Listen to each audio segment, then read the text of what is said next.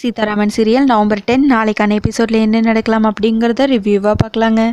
ராம் ரொம்ப சின்சியராக படிச்சுக்கிட்டு இருக்காங்க அடுத்த நாள் எக்ஸாமுக்காக. அப்போது சீதா மட்டும் ரொம்ப குழப்பத்தோட ராமையே பார்த்துட்டு இருக்காங்க. அதுக்கப்புறம் ராம் பக்கத்தில் வந்து உட்காந்து, பாஸ் நாளைக்கு நீங்கள் பரீட்சை எழுத போகிறீங்களா அப்படின்னு கேட்க, ஆமாங்கிறாங்க ராம்.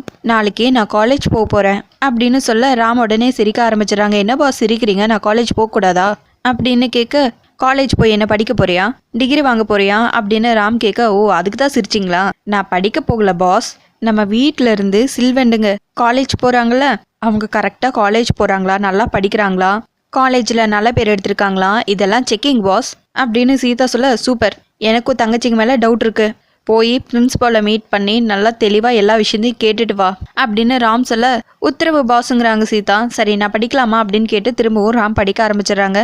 பாஸ் அப்புறம் இன்னொரு முக்கியமான விஷயம், நாளைக்கு சீதாவும் உங்கள் கூட காலேஜ் வருவான்னு சொல்லி சில்வண்டுகிட்ட சொல்லணும், சொல்வீங்களா பாஸ் அப்படின்னு கேட்க, ஓகே சொல்லிட்டா போச்சுங்கிறாங்க ராம்.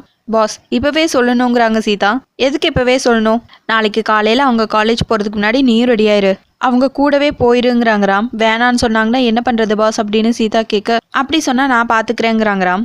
தேங்க்யூ பாஸ், நீங்கள் வேற மாதிரிங்கிறாங்க சீதா. என்ன மாதிரி அப்படின்னு கேட்க, பட்டு பட்டுன்னு எல்லாத்தையும் புரிஞ்சுக்கிறீங்க, சீதா சொன்னால் எல்லாமே சரியாக தான் இருக்கும்னு கேள்வியே கேட்காம ஒத்துக்கிறீங்க, நீங்கள் வேற மாதிரி பாஸ் அப்படின்னு சீதா சந்தோஷமாக சொல்லிட்டு இருக்க, கேள்வி கேட்குற அளவுக்கு நீ எதுவுமே பண்ணுறது இல்லையே, நீ சொன்னால் எதுவாக இருந்தாலும் சரியாக தான் இருக்கும் அப்படின்னு ராம் சொல்லிட்டு இருக்க, தேங்க்ஸ் பாஸுங்கிறாங்க சீதா. இன்னொரு பக்கம் சீதாவை பற்றி அஞ்சலி, பிரியா, சத்யா 3 பேரும் மகா கிட்ட போட்டு கொடுத்துட்டு இருக்காங்க.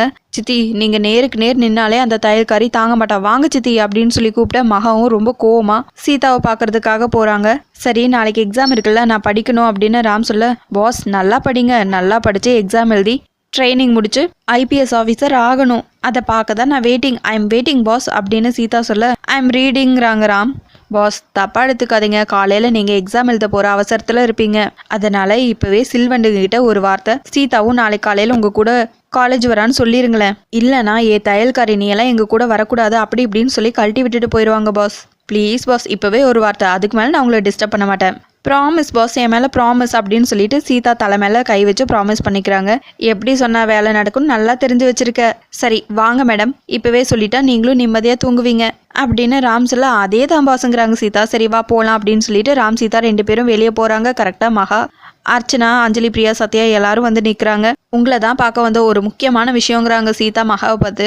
பாஸ் சொல்லுங்க அப்படின்னு சொல்ல, ஏய் இன்னொரு முறை ஏதாவது இவங்களுக்கு வேலை கொடுத்த உன் உயிர் எடுத்துருவேன் பார்த்துக்கோ அப்படின்னு மகா சொல்லிட்டு இருக்க, அதை விடுங்க, பொம்பளை பிள்ளைங்கன்னா வேலை பார்த்து தான் ஆகணும், அதை விட முக்கியமான ஒரு விஷயம் இருக்கு, சில்வண்டுங்களா நாளைக்கு நீங்கள் காலேஜ் போகும்போது நானும் உங்கள் கூட வருவேன் அப்படின்னு சீதா சொல்ல, எதுக்குங்கிறாங்க அஞ்சலி.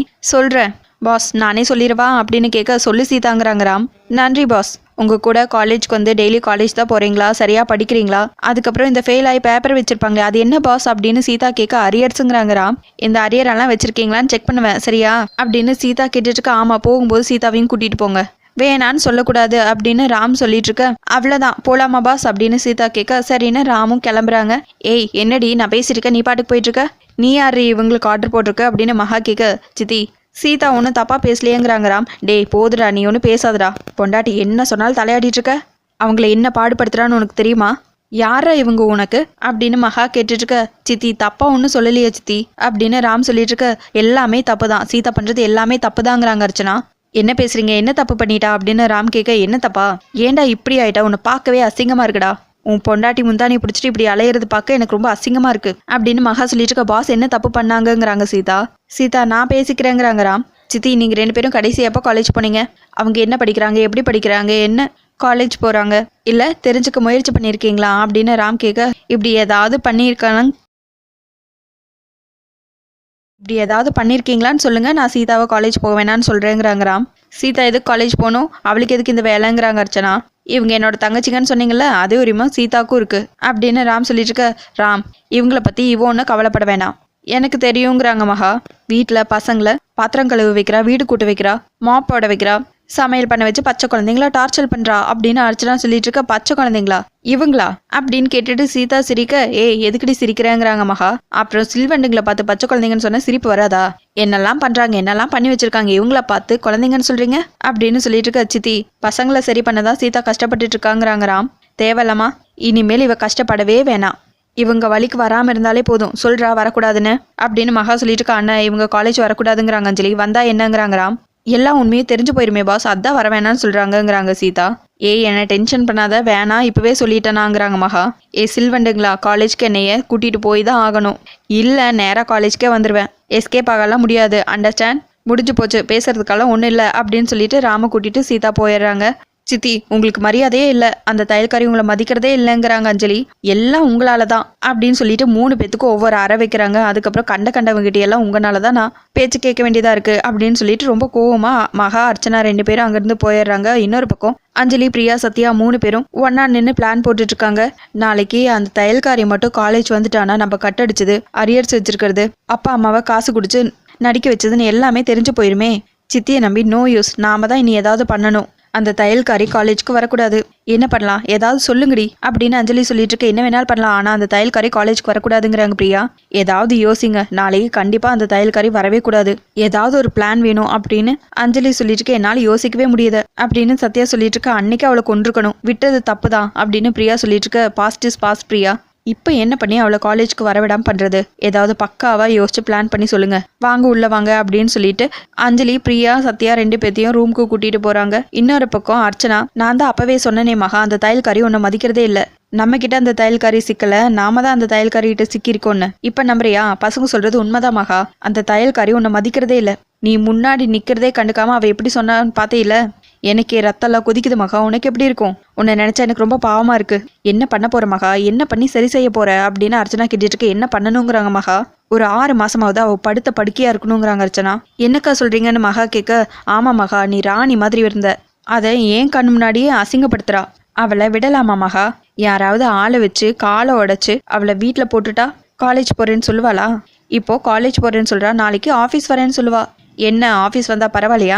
விடக்கூடாது மகா, விட்ட நீயும் நானும் பாத்திரம் கழுவ வேண்டியதான் அப்படின்னு அர்ச்சனா சொல்லிட்டு இருக்க. உடனே மகா நல்லா யோசிச்சு பார்த்து ஃபோன் எடுத்து செந்தூரன் ஒருத்தருக்கு கால் பண்றாங்க. நான் மகாலட்சுமி பேசுறேன் அப்படின்னு சொல்லவும், எந்த மகாங்கிறாங்க?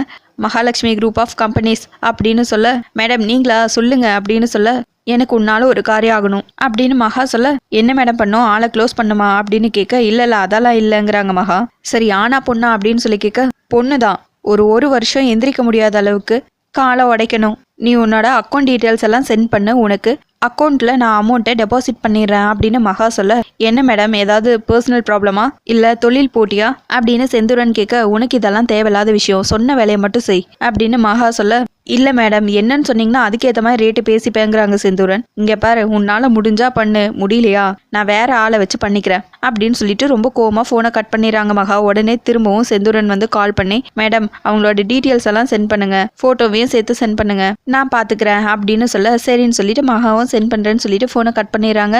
ஏன் மகா எந்த பிரச்சனையும் வராதுல்ல அப்படின்னு அர்ச்சனா கேட்க, வராதுங்கிறாங்க மகா. அப்புறம் எதுக்கு யோசிக்கணும், பேசாமல் போட்டு தள்ளிடலாம்ல, பிரச்சனை முடிச்சதில்ல அப்படின்னு அர்ச்சனா சொல்ல, இப்படி பண்ணால் யாருக்கும் எந்த சந்தேகமும் வராது, ஆனால் நீங்கள் சொல்கிற மாதிரி பண்ணால் கோர்ட்டு கேஸு விசாரணை இப்படியெல்லாம் வரும், பத்தாததுக்கு அவன் அப்போ வேற போலீஸ் தான் தெரியும்ல, போலீஸ்க்கு தெரிஞ்சு போச்சுன்னா என்ன ஆகும் தெரியும்ல, சேது சுபாஷ் எல்லாரும் நம்மளை வெறுத்துருவாங்க, அது கூட பரவாயில்ல, அதுக்கப்புறம் நம்ம ஜெயிலில் போய் உட்காந்துருக்கணும் பரவாயில்லையா அப்படின்னு மகா கேட்க, வேணாம் உன் இஷ்டம், காலை உடச்சே படுக்க வச்சிடலாம் அப்படின்னு அர்ச்சனா சொல்லியிருக்க. சரிக்கா, இந்த விஷயம் நம்ம பொண்ணுங்க 3 பேருக்கும் தெரியக்கூடாது, நீங்கள் பாட்டுக்கு ஏதாவது ஒன்று வளரி வச்சிடாதீங்கிறாங்க மகா.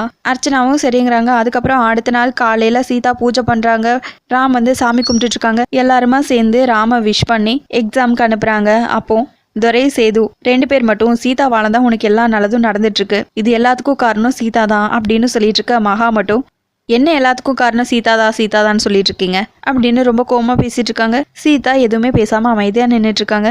ஆமாப்பா, எனக்குள்ள இப்படி ஒரு ஆசை இருக்குன்னு தேடி கண்டுபிடிச்சதே சீதா தான் அப்படின்னு ராமும் ரொம்ப சந்தோஷமா சொல்லிட்டு இருக்காங்க. அதுக்கப்புறம் எல்லாருமே சேர்ந்து ராம வழி அனுப்பிச்சு வைக்கிறாங்க. சீதா துரை 2 பேரும் அஞ்சலி பிரியா சத்யாக்காக கீழே வெயிட் பண்ணிட்டு இருக்காங்க. மகா அர்ச்சனா 2 பேரும் அவங்க 3 பொண்ணுங்ககிட்டயும், உங்க கூட கண்டிப்பா இன்னைக்கு சீதா வருவா, அவளை வர வேணான்னு சொல்ல வேணாம், அவளையும் சேர்த்து உங்க கூடவே கூட்டிட்டு போங்க, பாதி வழியில மயக்கம் வருது வாந்தி வருது அப்படின்னு சொல்லிட்டு தண்ணி பாட்டில் வேணும்னு சொல்லி அவளை கீழே இறக்கி விட்டுருங்க, அதுக்கப்புறம் நீங்க பாட்டுக்கு வண்டி எடுத்துட்டு கிளம்பிருங்க அப்படின்னு மகா சொல்லிட்டு இருக்க. சித்தி ப்ளீஸ் சித்தி, அவ எங்க கூட வரக்கூடாது அப்படின்னு 3 பேரும் ரொம்பவே அடம்பிடிச்சிட்டு இருக்காங்க. முதல்ல நான் சொல்றது கேளுங்க, நான் சொல்ற மாதிரி பண்ணுங்க, அவ உங்க கூட வரமாட்டா அப்படின்னு மகா அர்ச்சனா 2 பேரும் சொல்லிட்டு இருக்காங்க. சரி ஏதோ இவங்க பிளான் பண்ணிட்டாங்க அப்படின்னு 3 பேரும் கெஸ் பண்ணிட்டு சைலண்டா கீழே வராங்க.